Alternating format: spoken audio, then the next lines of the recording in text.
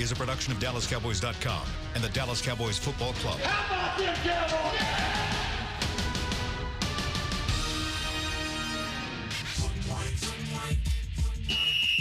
Let's go, baby. Are you ready for a break? Yes. Are you ready for a break? Absolutely. Ready for a break? Yeah, and so much for that. It's time for The Break on DallasCowboys.com. We were on the break. With Nick Eatman, David Hellman, Ambar Garcia, and Derek Eagleton. It is Wednesday, October 16th, 2019, season 15, episode number 66. Welcome to another edition of The Break. We're live from the SWBC Mortgage Studios at the Star. And I just realized I gave the completely wrong date. It is actually Thursday, October 17th. And I wouldn't have noticed. Thank God you did not mess up the episode number. But here's the problem with that is there are people that start listening to shows and are like, was this today or was this yesterday? And so they'll listen to it, and if they hear Wednesday, they're like, well, I just heard one that said Wednesday. So, you got to get it right. Got to get it right. All right. Anyway, we got a lot to get into today. Nick has some players. He wrote an article, an actually really interesting article about 5 players that he thinks should be playing more, and we're going to talk about that. Nick's going to dive in there for us. Here we go. I'm going to start. I need to start bringing in my own little nuggets because Dave does his report. You started bringing your little thing about the other team and top stories. You used to do see a no, but you just you never tell me, hey, I got to see a no today. I got to see a no. No. All right, how about tomorrow? I'm going to step it up. One tomorrow? Get after it. Sure. AG. I will bring some nuggets. Bring the next heat. I love it. I love it. All right. Spicy. We're going to get into that. Nuggets. They will be. And then Dave's also going to give us his breakdown of the Philadelphia defense. We'll talk about that in the second or third segment as well. We got to start, though, with injuries. Catch us up on this litany of injuries the Cowboys have. Is anybody back practicing at this point? Yeah. All right, talk to us. It was encouraging. Okay, well, to a point. Okay, the two guys, and I think this is a package deal. The duo. I really do. Tyron Smith, Lyle Collins, both doing a little bit of individual work.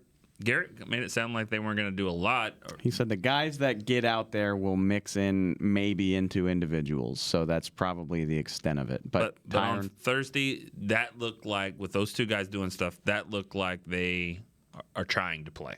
That's what you don't come back on Thursday after missing 2 weeks and then not expecting to play with the bye week sitting behind you, and they're trying to play. I don't know if they can or will. Of course they're trying to, but yeah, I not so much Tyron. I think Tyron's got a good chance to play. Lyle, it's the same injury that kept Antoine Woods out for 3 weeks. I know he's tough as they come, but I need to see more before I'm. Well, we thought Tyron could have played last weekend, but that didn't happen. So maybe it's a really good sign. Those two. I mean, if they're getting into it on a Thursday with another day to go, it's a really good sign.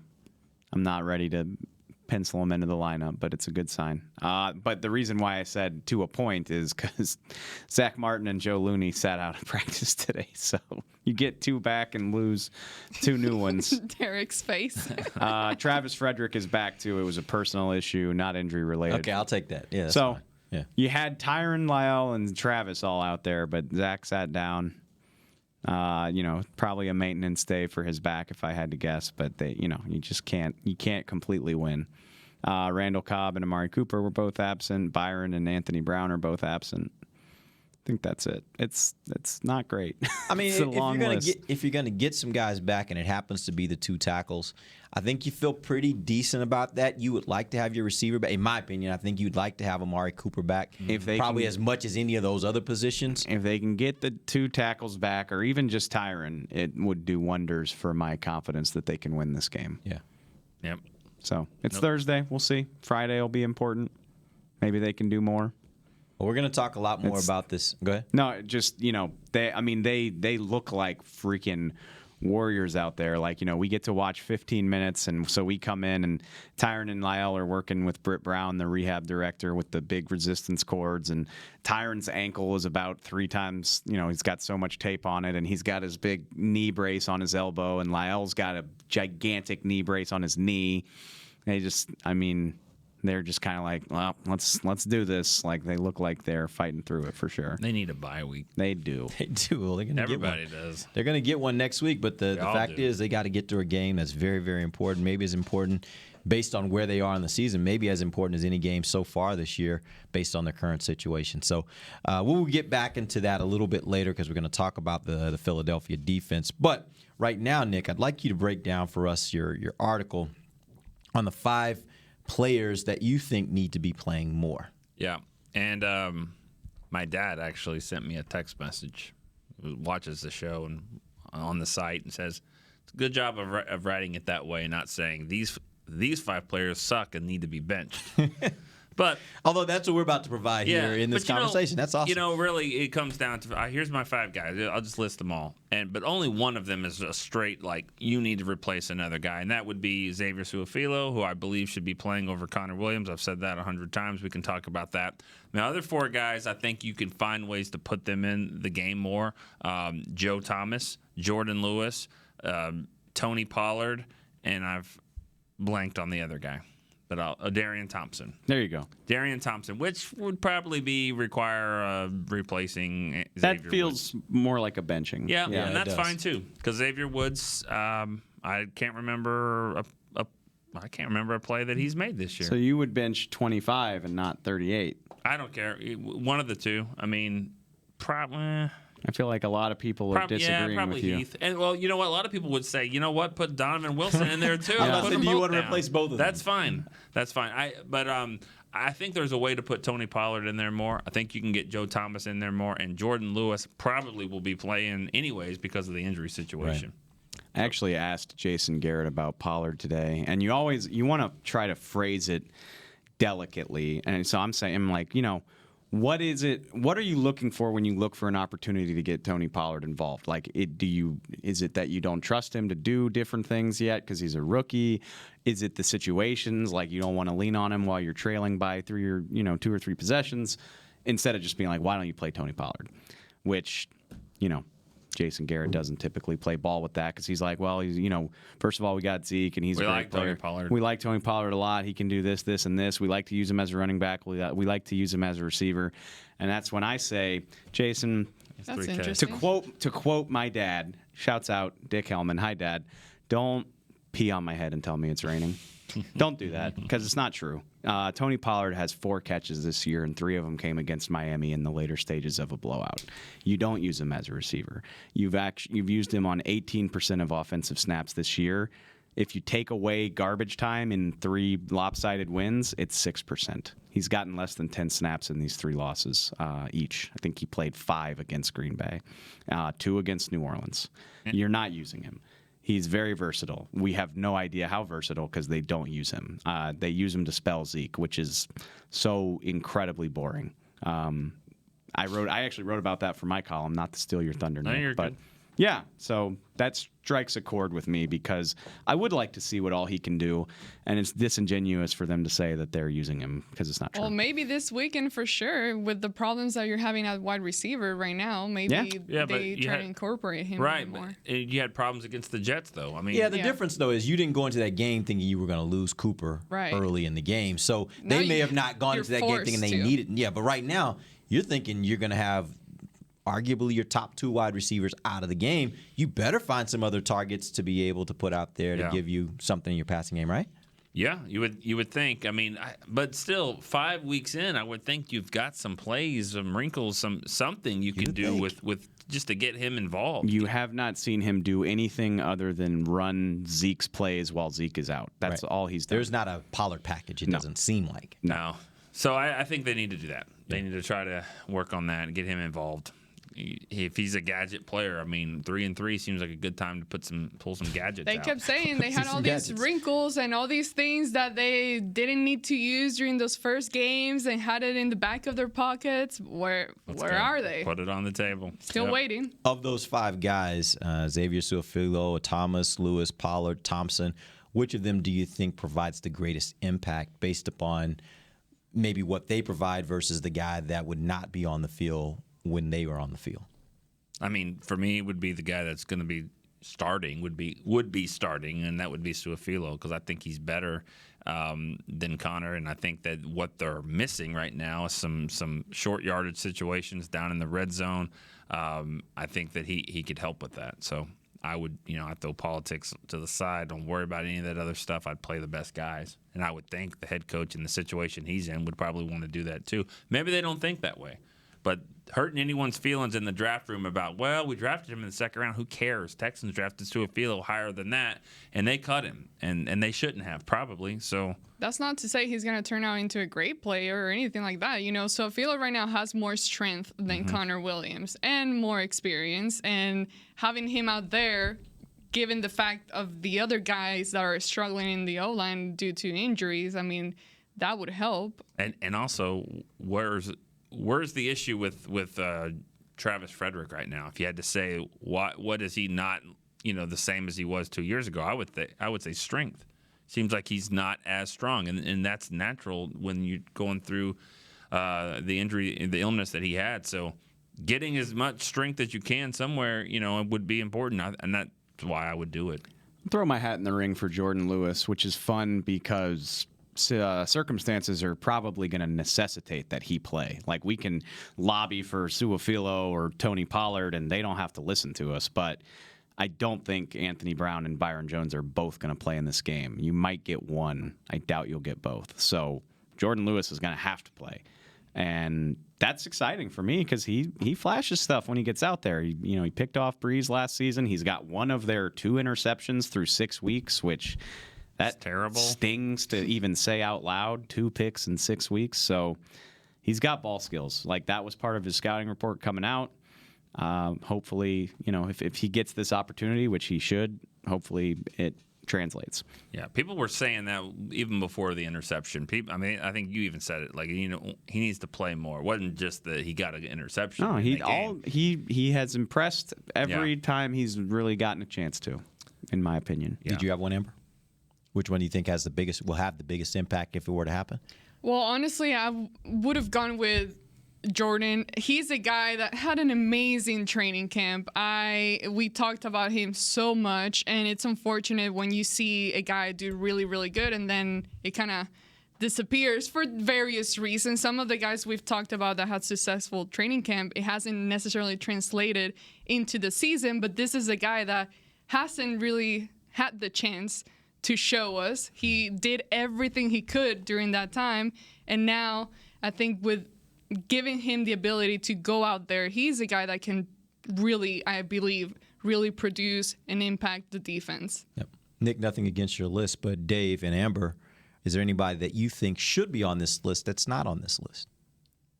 That's not bad to me, because I even asked someone else in the locker room, and he came up with like 4 other guys. Oh, really? So yeah, you they're asked out there. A player or no? It media was just, person? it was yeah. Okay, that's a big difference.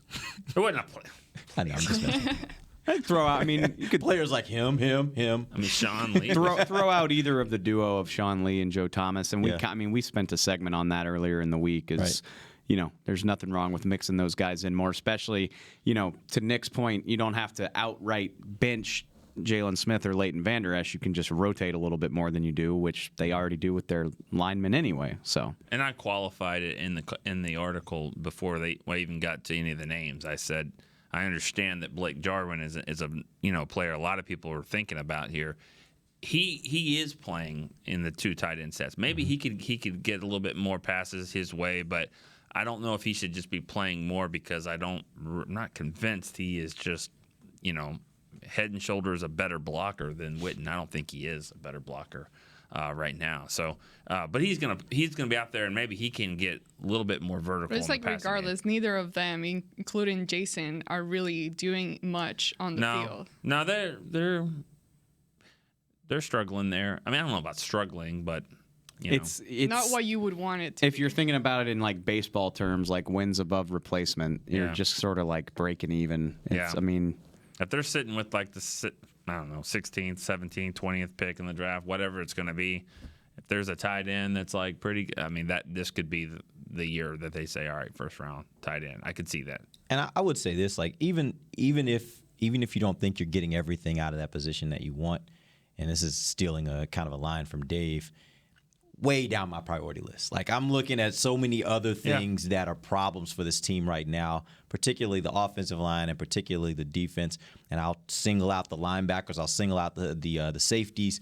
I'll single out the pass rush. Like, this goes way down the list for me if you want to start talking about tight ends on this team. Not for me, because I don't think it's that far down the list, because when you think about mismatches, when you have a tight end that can create a mismatch, like Witten used to be able to do. I mean, Witten, if they tried to put a safety on him, that only helped out the other receivers and running backs. If they put a linebacker on him, obviously it helps your running game.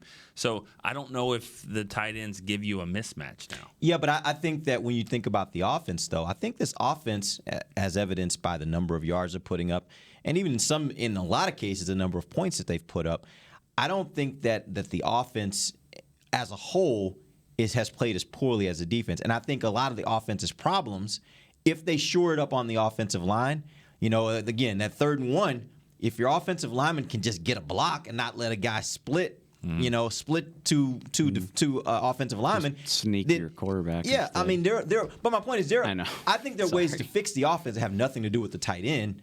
I think that the offensive line is where most of that originates, and I think the defense has way more problems right now than anything you can point to on the offense. Not to derail the conversation, like real quick though, just skip ahead.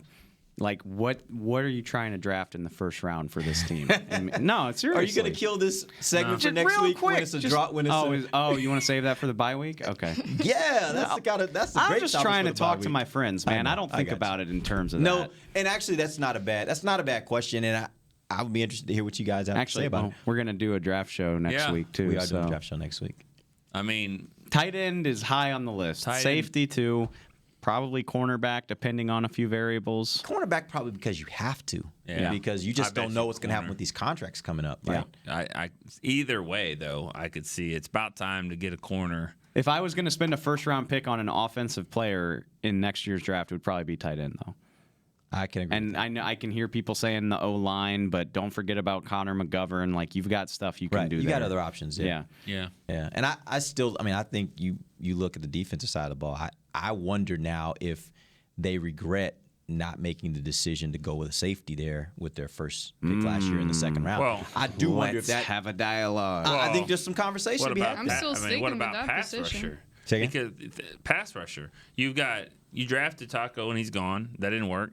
You drafted. You've got DeMarcus Lawrence. Well, either way, you need another guy. Robert Quinn is he's recording enough stats that he's going to get paid somewhere. Maybe it's here, but I mean he's on a 1-year deal. Yeah. So I mean, pass rusher, I could see that. He's on his last year too. Yeah. And D tackle too. I mean Oof. So. There's a lot to dissect. How about we worry about that later Tune in to the draft show next Wednesday. Maybe we'll get into it next Wednesday. Yeah. Next Wednesday. All right, let's take our first break. When we come back, Dave's going to talk to us about this Philadelphia defense, what the Cowboys will be facing, and let us know what players, other than Fletcher Cox, could cause problems. We'll do that when we come back. This is DallasCowboys.com radio. While a player could look good on paper, it's when he's out on the field that you really find out what he's made of. That's why the Cowboys rely on more than just stats and scouting reports when building their team. When picking a tractor, it's why you should rely on more than just specs and features. You've got to take it out and put it to the test. The Cowboys did when they named John Deere their official tractor. Experience one for yourself. Visit myjohndeeredealer.com/football. Do you want the most interesting, up-to-the-minute Dallas Cowboys news straight from the Star in Frisco? How about exclusive and on command? That's right, news and nuggets you can't find anywhere else. With our exclusive Cowboys content on Alexa, you can have all the answers, secrets, stories, and more. What's Stephen Jones thinking during a game? What's Joe Looney's favorite pregame meal? We take your questions to Cowboys players and coaches, and you can hear the answers directly back to you. Just say, Alexa, open Dallas Cowboys.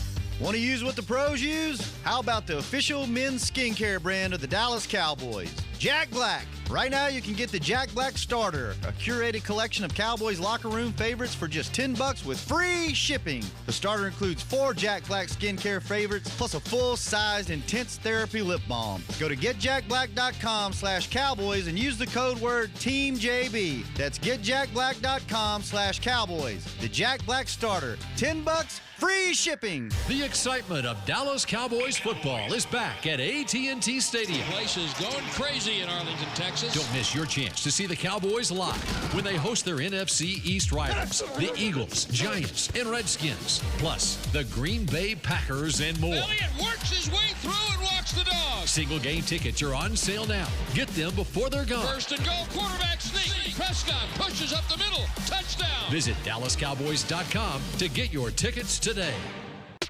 Back to the break. Second segment of the break, live from the SWBC Mortgage Studios at the Star. We're going to turn it over to David Hellman, and he's going to walk us through this Philadelphia defense. Dave, what did you find? We're gonna learn just how stubborn the Dallas Cowboys are in this game, I think. Okay. Because everything about the Eagles suggests that you should try to beat them by throwing the ball. And we know they don't like to do that. I mean, not as much as they like to run it, at least. So that's the main thing. I mean, this is a team that's kind of reeling in the back seven. I think that's 101 if you're just sort of following the NFL. They've got injuries throughout their secondary. Avonte Maddox has been dealing with an injury. Jalen Mills has been on PUP. Not that he's awesome anyway, but he's been one of their starting corners. They haven't had him. He might be back for this game. But they've been trying to cobble this thing together while dealing with all this stuff. They signed Orlando Scandrick. We've mentioned that.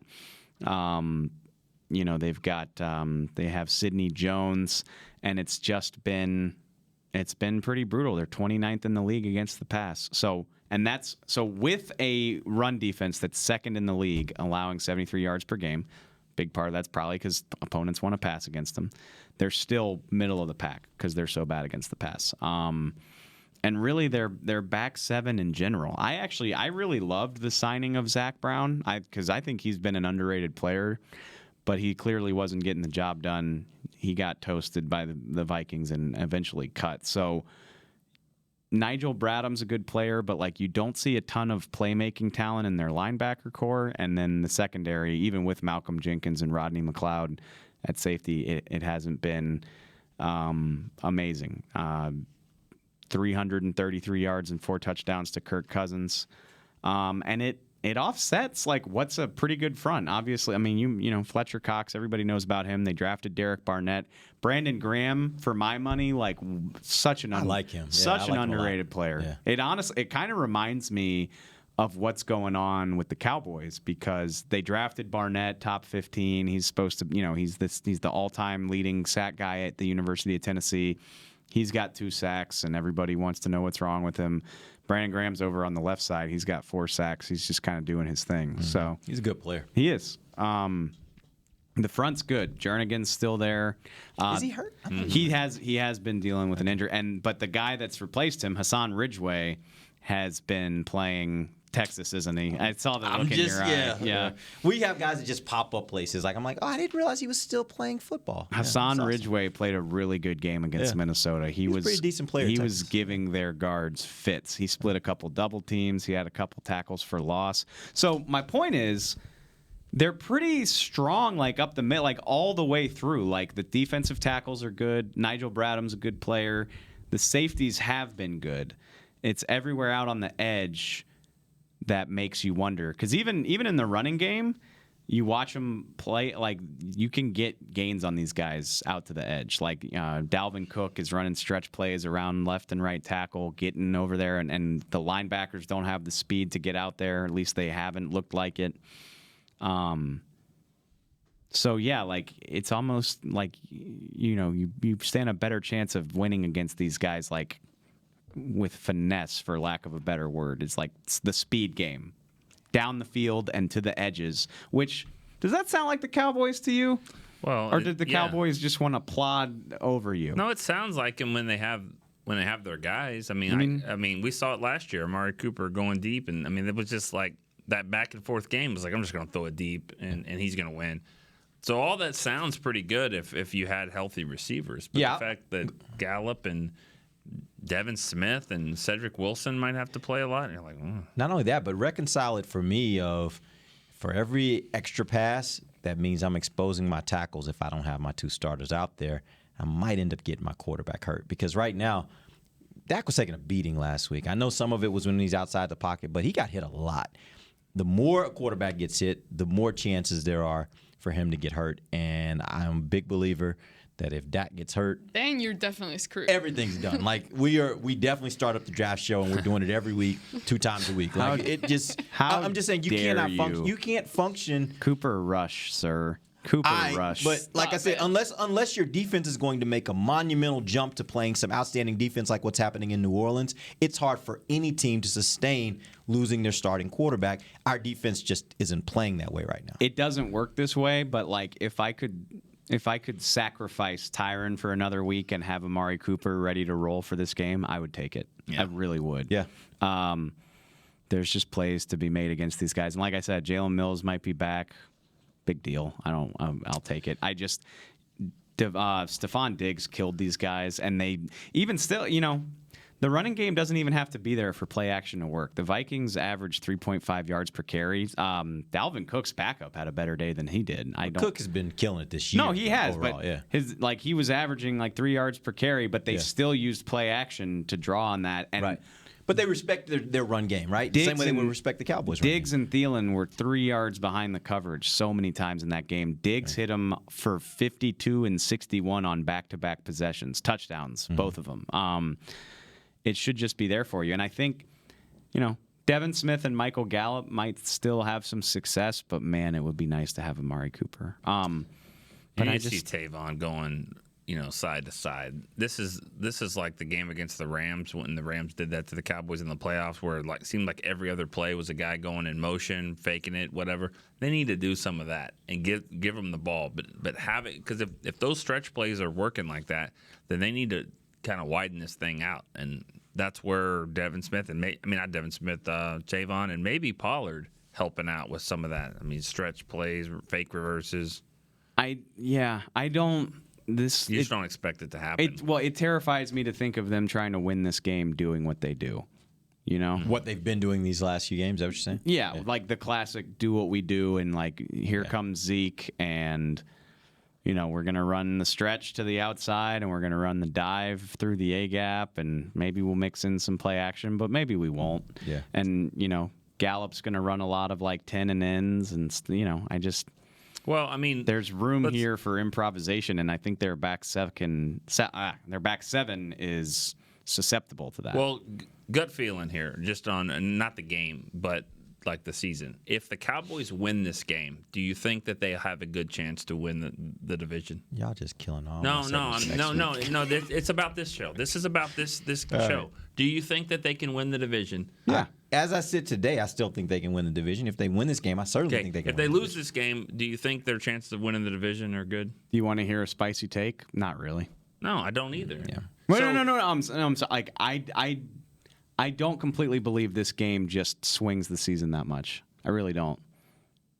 Well, they lost 4 in a row at that point. You lost to the Eagles. You got to go up and play them again. You got them. I'm just saying, all that to be said. It'll be hard to come back. This is the game of the year. So if you're sitting on a play or sitting on something, this is it. This is the game. But this was also a team that was 3-5 last year, and they went on a really great run in the second half of the year. And so I wouldn't put it past. I kind of agree with. But for the rest of the year, I get all that. I am not in any way saying that. I get all that. The point though still remains that right now in this losing streak, especially that game last week, a lot of that had to do with the fact that they didn't have the guys that they needed to have in order to be successful. We can't count on those guys coming back because you know how it goes around this team when it comes to injuries. If they're hurt right now, there's a good chance they might be hurt later, right? Yeah. So I don't think you can count on it. All I'm saying is I don't think it is a lost cause if they lose. I think it becomes infinitely more difficult. I don't think it's impossible for them to get back. It was like last year, the fact that Amari Cooper came in at the time that he did, he magically opened up the offense and made it work. right now you've had Amari Cooper, a banged up one, but you've had him and you've seen them losing games with Amari being on the field, with Michael Gallup being out there as well, and all these guys that... Yeah, but again, I encourage anybody who, I don't think it's that similar, because go back and watch those first 6 games last year, and the offense looked like high school stuff. Like, the offense is not bad. They've missed some opportunities. They've had some sloppy play. They've obviously started slow, but they're top 5 in the league, which was not the case when they traded for Cooper. I guess my point, I wrote about this in my column today too, is if they lose this game, as miserable as it'll be, and it will be. Oh, no doubt. And there'll be, a lot of speculation. There'll be a game out of first with a week to get all of their injured guys healthy. And I don't think it's that drastic. And yes, the schedule looks brutal and it will be difficult, but I don't think it'll be as bad as it feels. Yeah. It's bad right now, but there's not as much shame in losing to the Eagles as there is in losing to the Jets. And honestly, if it gets down to the end of the season, and we've seen this many times, you get down to the end of the season and you're one game out, or you're having to play that last week knowing that will be the game. No doubt about it. I don't care what happens the rest of the season. The Jets game will be the game that everybody points back to and said, you lost whatever you lost because of that week. But that was the week you should have won the game and you didn't. Having just sort of disagreed with Nick, I will agree in the sense that, like, this is not the week to do what you do because you don't have your guys. Yeah. You can only do what you do when you're clearly better across the board, and you won't be. Even if you get some of these guys back, you won't be. You got to trick this thing up. Trick it up. Bring back the play action. Give me some, can I get Tavon on a deep crosser? Can I get Tony Pollard on a fly sweep? Can I do something different that's going to throw the defense off and give me a chance for explosive plays? See, I agree that the Jets game will be one that you point to, but I think if it gets down to the end of the playoffs and all that stuff, I would say the Saints. I think you had a better chance of winning the Saints game. The Saints are a much better team, and it was tougher to win on the road there, but they had so many more chances that they let that thing. I mean, they were never getting their ass kicked by the Saints. They were by the Jets, and they came back at the last minute. But that also tells you, in my opinion, it tells me they are a better team than the Jets. Yeah. They just squandered that game. I think you can make that argument, but the records say that they're not. Right. The records say that they are clearly not as in the same league with the Saints. But in that game, right then and there, right there in that game, I think it looked like the Cowboys were a better team. But they just kept waiting and waiting. Anyways, I think when it comes to an NFC opponent, I think that will be the one that – because if you're going to lose, you lose to an AFC team.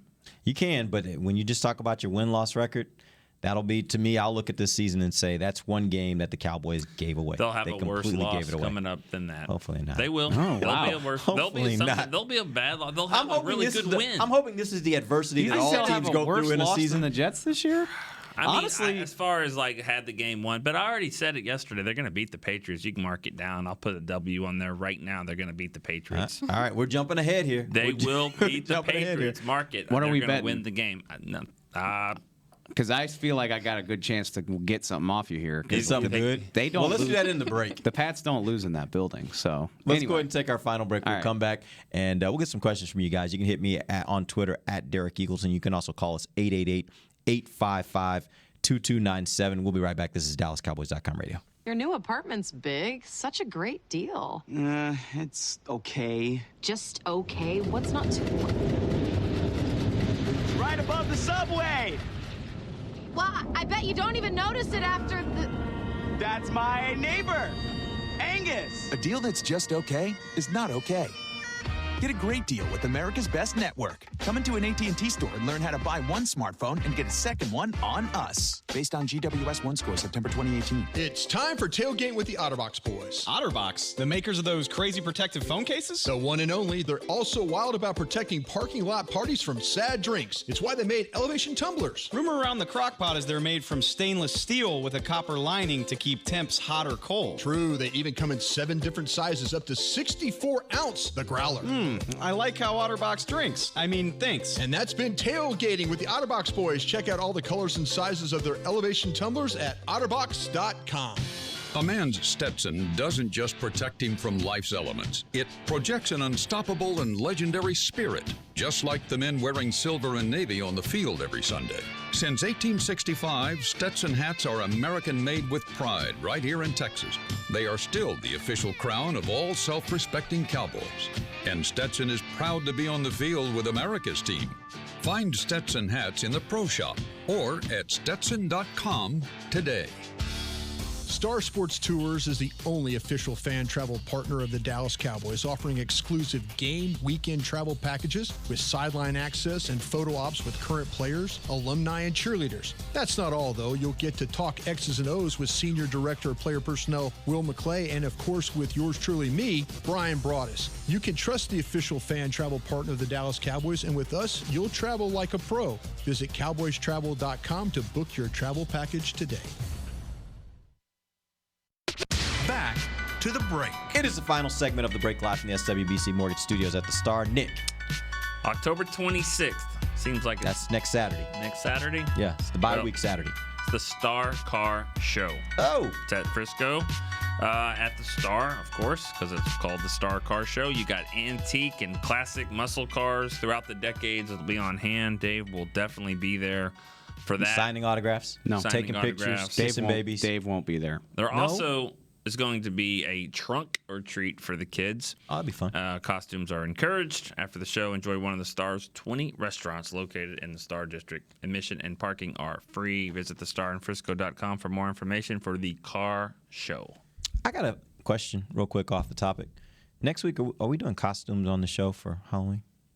Or the week after? Is it the week after? It's the week after. Halloween. Make sure nobody's make sure nobody's pop out and try to scare the bejesus out of me. That was so great. That was so awesome. It was so awesome. The best part was Amber. Yeah, it was with like Dave. Yeah. Dave was just like, almost spilled your coffee, and she was like, "What is that?" Okay, Shannon. I'm kind of surprised she didn't just start hitting the person. We gotta, Halloween we need a good Halloween is just something like the worst. It's just no, it's not. It's fun. It's like kids. Go get your candy. That's awesome. Good for you. But I don't know. Once you, I'm just over it. I know, typical rain cloud Dave. But sorry, I just don't really like Halloween. Be like Dave. Don't be like this Dave. Be like the other Dave. All right. Here we go. Let's get some calls. You guys can call us. The number is 888-855-2297. Again, 888-855-2297. You can hit me on Twitter at Derek Eagleton. Let's start first with a call from John in Maryland. John, what up? Good afternoon, everyone. Thank you for taking my call. Hey there. Yep. Hey, seems like I've been following the show all along, and all four of you got us all pumped up how deep this team was. All of a sudden, we lose two tackles. We can't get out of our own way. No adjustments are made in reference to the scheme or the game plan. If Reed, Belichick, Peterson, or Peyton were coaching this team, would we be at 3-3 at this point? If so, then it's not Garrett's fault. If not, then it is Garrett's fault. Why hasn't the management made a coaching decision regarding this matter? I can see Nick smiling already, and he's probably making fun of me. No, Thank because you for taking my call. Thank you.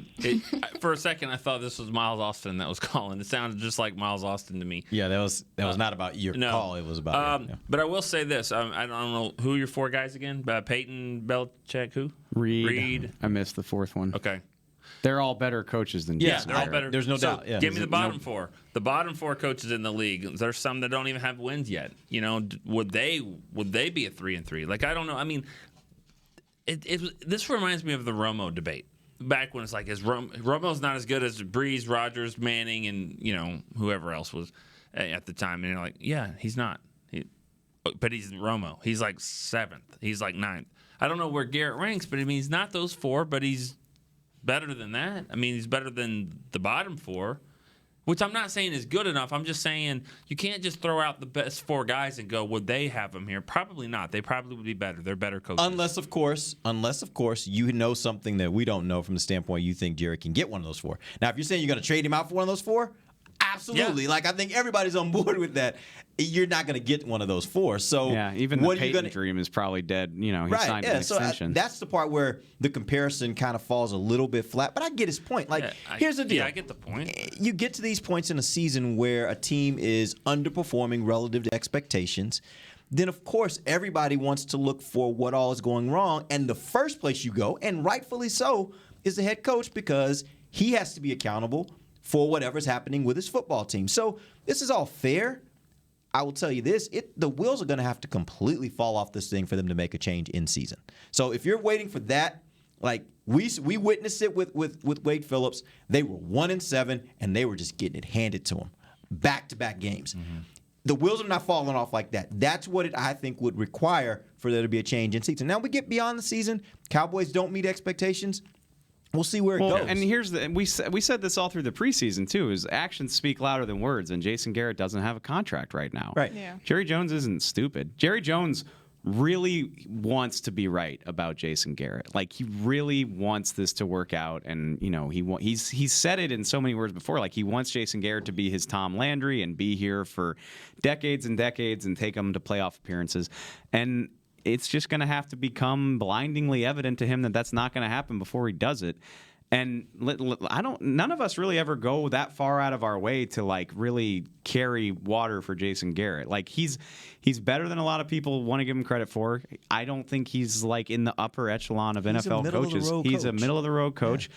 And they're middle of the road right now. And just because you're pissed off about it doesn't make firing him right now smart. No, but here's where he's failing. He's failing because his football team is not – they come out of the gate with the fire and all that stuff and the national anthem. They're lined up perfectly and all that stuff, and then they just take a nap for about a quarter and a half. So fix that. That's what the head coach needs to fix, because we talked about it. Is it the offense? Yes. Defense? Yeah. How about special teams? Yeah. So that's where it all funnels up to the coach. But the one thing that's been really consistent is that they haven't played well in the first quarter or first half, really. Some of the games that they'll get going in the second quarter. Maybe the season will be like that. I mean, they're just kind of sleepwalking through the first 8 games and then they'll take off. Wake up. Yeah, I don't know. I'm kidding. Well, it's a joke. I will say this, like you see it every year in the NFL. But then it might not be good enough. It might be too late. That's kind of how these games are ending. That's the thing is, like, didn't we know from the beginning, like, this is going to come down to the wire in terms of whether Jason Garrett gets another contract? Like, it's going to depend on if he makes the playoffs, and they're not eliminated from the playoffs at 3-3. The one thing I know, though, is throughout his tenure here, every time the dirt starts going on top, me and Nick have somehow he has a way of getting this team to turn around. I've been calling him Michael Myers for 2 years. Crazy. Like, you're standing there, you're like breathing, and you're just like, oh. It's over. It's gone. And then he sits up and he's like, here we go. eyes buck open. I do like Halloween. I love the Halloween movies. Jason Garrett's career has been a lot like Michael Myers. Yeah. But 3-3, I mean, at the end of the day, as little as you might think of him as a fan or a media member or whatever, if they beat the Eagles, they're in first place in the NFC East with a bye week and a chance to get healthy. Like, it's just a little too reactionary for my taste to think that he needs to be fired right now. And, I really want to ask, and I hate he's left the line. I really want to ask fans that have a big problem with him, and I know there's a lot of them, and rightfully so. What is their problem? Because those that have a problem with him because they don't think he's fiery enough, or they think of the clapper, all that. Those are the guys I'm like, okay, you don't really get this whole thing, because I don't think that's the key. No, but I think the key is when your team is not performing well, even when it is because the players just aren't playing well, they're going to be looking around and looking for somebody to figure out how to get them out of that, right? And that's what the head coach is supposed to do. And in too many of these games, it doesn't seem like they're getting somebody to get them out of that. Like, it's way too late into the game before they get out of that. And that's where I put the accountability on the coach. Not only that, and I think that's fair, but again, the stubbornness that borders on arrogance. Like, if they go into this game against arguably, Aaron Donald, but one of the best defensive tackles in football, and just try to run through a brick wall, and it looks completely the same, and the same guys that haven't been involved still aren't involved, and it really just, I think it's that attitude of like, well, we're just going to keep hammering on this nail until it goes through. I think that drives people crazy, and rightfully so, in my opinion. And especially if it's not working, especially if you've been hammering for 10 years, if it and works, it's still not going through, right? You have some seasons, 2016, you just each nail's going in, and it's easy. But when you just keep doing the same thing when it's not working, it frustrates people. Yeah. It is what it is. We appreciate you guys joining us. We're back tomorrow. We're going to get you guys a final ready for this game versus the Philadelphia Eagles. Till then, for Nick Eatman, Dave Hellman, Amber Garcia, I'm Derek Eagleton. This has been The Break, live on DallasCowboys.com radio. This has been a production of DallasCowboys.com and the Dallas Cowboys Football Club. How about this,